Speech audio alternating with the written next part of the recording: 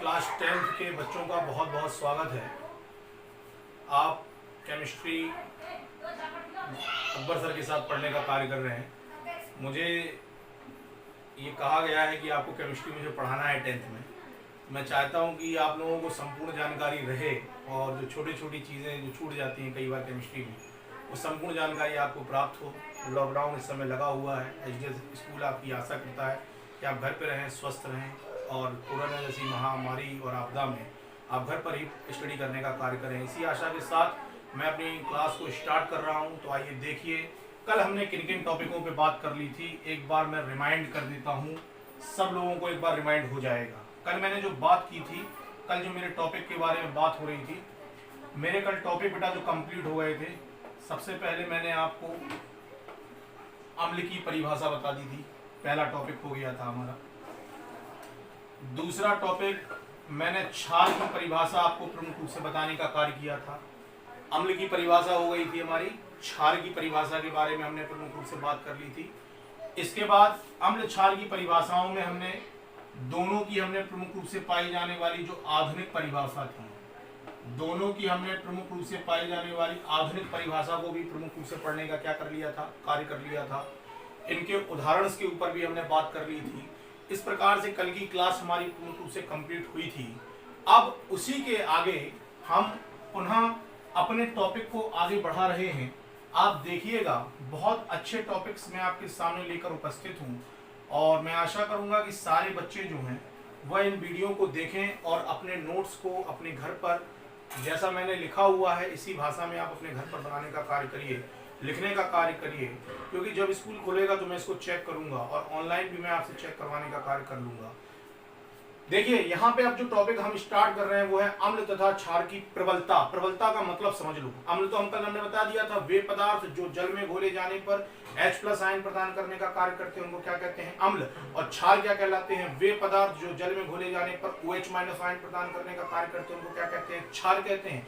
प्रबलता का मतलब होता है कि कोई चीज प्रमुख रूप से उसमें जो उपस्थित आयंस हैं वह कितनी तेज गति के साथ प्रमुख रूप से क्रिया करने का कार्य करते हैं या कितनी धीमी गति के साथ प्रमुख रूप से क्रिया करने का कार्य करते हैं। यह जो कार्य होता है इसको हम प्रमुख रूप से प्रबलता के नाम से क्या करते हैं, जानते हैं। तो देखिए, अम्ल तथा क्षार की प्रबलता के बारे में बात करते हैं। देखिए, लिखा है अम्ल तथा क्षार को उनकी प्रबलता के आधार पर निम्नलिखित 4 भागों के अंतर्गत हमने बांटने का क्या किया, कार्य किया।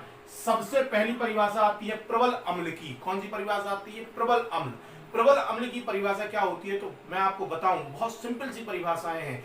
वे पदार्थ यानी वे अम्ल जिन्हें जल में घोले जाने पर वह पूर्ण रूप से आयनित होने का क्या करते हैं, कार्य करते हैं। पाए जाने वाले इस प्रकार के अम्ल को हम प्रमुख रूप से प्रबल अम्ल के नाम से क्या करते हैं, जानते हैं। जैसा उदाहरण के तौर पर आपके सामने दिया गया है HCl। देखिए, इसको समझ लीजिए कैसे HCl के बारे में हम बात कर रहे हैं।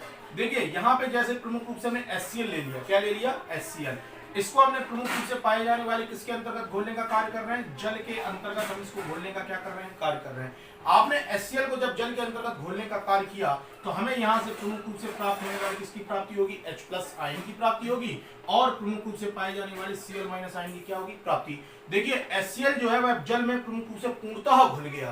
पूर्णतः घुल गया मतलब प्रमुख रूप से पाए जाने वाले HCl ने जब जल के साथ क्रिया की तो H और Cl के रूप में उसने टूटने का कार्य किया और अब जो जल है वह प्रमुख रूप से संपूर्ण HCl के विलयन के रूप में परिवर्तित होने का क्या कर गया, कार्य कर गया। इस प्रकार से पाए जाने वाला प्रमुख रूप से जो अम्ल होगा इसको हम प्रबल अम्ल के नाम से क्या करते हैं, जानते हैं। ये हमारे प्रमुख रूप से पाए जाने वाले प्रबल अम्ल के अंतर्गत आ जाएगा।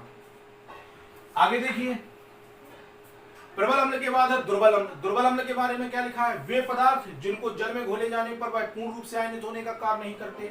इस प्रकार के पाए जाने वाले अम्ल को हम प्रमुख रूप से दुर्बल अम्ल के नाम से क्या करते हैं, जानते हैं। इसी प्रकार से आता है प्रबल क्षार। तो वे पदार्थ या वे क्षार जिनको जल में घोले जाने पर वह पूर्ण रूप से वियोजित होकर OH- आयन प्रदान करने का कार्य करते हैं, उनको हम प्रमुख रूप से पाए जाने वाले प्रबल क्षार के नाम से क्या करते हैं, जानते हैं। उदाहरण के तौर पे आपके सामने लिखा है NaOH, KOH और बेरियम हाइड्रोक्साइड BaOH का होल ट्वाइस। दुर्बल क्षार पे आ जाइए। दुर्बल क्षार पे लिखा है वे पदार्थ जो जल में कम वियोजित होकर OH- आयन प्रदान करने का कार्य करते हैं, उनको हम प्रमुख रूप से पाए जाने वाले दुर्बल क्षार के नाम से क्या करते हैं, जानते हैं। उदाहरण के तौर पर अगर हम बात करें तो NH4OH और प्रमुख रूप से एल्यूमिनियम हाइड्रोक्साइड AlOH का होल थ्राइस, ये प्रमुख रूप से पाए जाने वाले दुर्बल क्षार हो गए। ये दुर्बल क्षार, प्रबल क्षार, दुर्बल अम्ल और प्रबल अम्ल की प्रमुख रूप से क्या हुई परिभाषा। अगर आपसे पूछा जाए अम्ल तथा क्षार की प्रबलता को स्पष्ट कीजिए तो आप चारों परिभाषाएं लिख लीजिए, उनके उदाहरण लिख लीजिए, आपको नंबर पूरे कंप्लीट मिल जाएंगे। आगे आते हैं, आगे देखते हैं। देखिए अगला टॉपिक जो यहाँ पे स्टार्ट जो मैं कर रहा हूँ बहुत इंपॉर्टेंट टॉपिक है, बहुत अच्छे टॉपिकों में इसकी गिनती होती है। क्वेश्चन पूछा जाता है क्षारक या भस्म को परिभाषित कीजिए। कई लोग, कई टीचर्स या कई बच्चे जो हैं वह प्रमुख रूप से क्षार और क्षारक को एक ही समझ लेते हैं, जबकि दोनों अलग अलग परिभाषाएं हैं। क्षारक क्या होते हैं? क्षारक वे पदार्थ होते हैं जो प्रमुख रूप से क्षार के समान गुणों को प्रदर्शित करने का कार्य करते हैं। ये क्षार नहीं होते, लेकिन क्षार के समान गुणों को प्रदर्शित करने का क्या करते हैं, कार्य करते हैं। ये भी जल में प्रमुख रूप से जब इनको घोलोगे तो ये भी प्रमुख रूप से चिकने होंगे, स्वाद में प्रमुख रूप से खट्टे होने का क्या करते हैं, कार्य करते हैं। तो ये आपके सामने लिखा है। क्षारक की परिभाषा में क्या लिखा है? क्षारों के समान कुछ पदार्थ जैसे चूना, धावन सोडा, बेकिंग सोडा आदि स्वाद में कड़वे तथा स्पर्श में कैसे होते हैं, चिकने होते हैं। यह भी लाल लिटमस को प्रमुख रूप से नीला कर देते हैं तथा अम्ल के साथ क्रिया करके उसके प्रभाव को क्या कर देते हैं, समाप्त कर देते हैं। इस प्रकार के पाए जाने वाले पदार्थों को आप प्रमुख रूप से क्षारक के नाम से क्या करते हैं, जानते हैं। विशेष तौर पे हमें यहाँ पे याद रखना है क्षारक क्या होते हैं। ये क्षारक जो है वो क्षार नहीं है, ये क्षार के समान गुणों को प्रदर्शित करने का क्या करते हैं, कार्य करते हैं। ये भी प्रमुख रूप से पाए जाने वाले स्वाद में कड़वे होते हैं, स्पर्श में चिकने होते हैं, लाल लिटमस पेपर को नीला कर देते हैं और अम्ल के प्रभाव को प्रमुख रूप से क्या कर देते हैं, समाप्त कर देते हैं। इस प्रकार के पाए जाने वाले पदार्थ को हम प्रमुख रूप से किसके नाम जानते हैं, क्षारक के नाम से जानते हैं।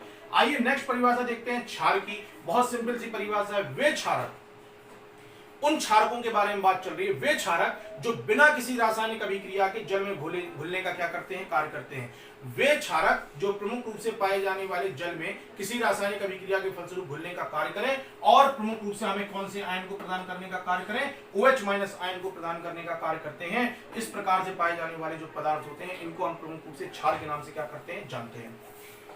ये जो क्वेश्चन आपके सामने लिखा है ना स्टार लगा के, ये टॉप मोस्ट इंपोर्टेंट क्वेश्चनों में आता है। क्वेश्चन पूछा जाता है यूपी बोर्ड एग्जामिनेशंस में, एनसीईआरटी क्वेश्चंस में है। सभी क्षार क्षारक होते हैं किंतु सभी क्षारक क्षार नहीं होते।